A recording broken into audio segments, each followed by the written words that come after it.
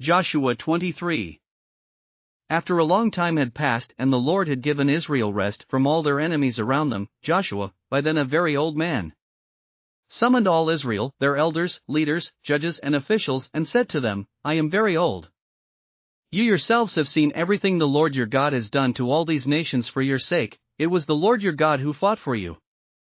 Remember how I have allotted as an inheritance for your tribes all the land of the nations that remain, the nations I conquered between the Jordan and the Mediterranean Sea in the west.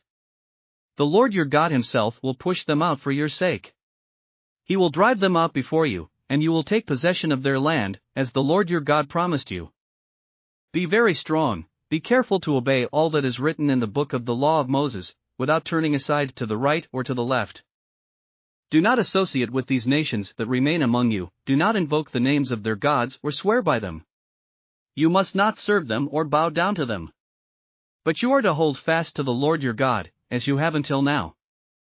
The Lord has driven out before you great and powerful nations, to this day no one has been able to withstand you.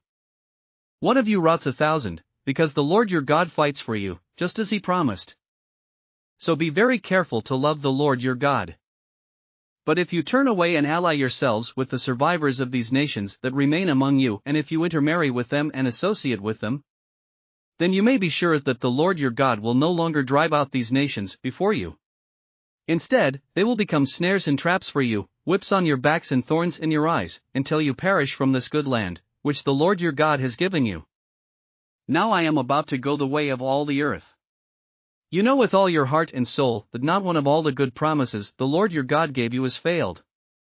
Every promise has been fulfilled, not one has failed. But just as all the good things the Lord your God has promised you have come to you, so he will bring on you all the evil things he has threatened, until the Lord your God has destroyed you from this good land he is giving you. If you violate the covenant of the Lord your God, which he commanded you, and go and serve other gods and bow down to them, the Lord's anger will burn against you, and you will quickly perish from the good land he has given you.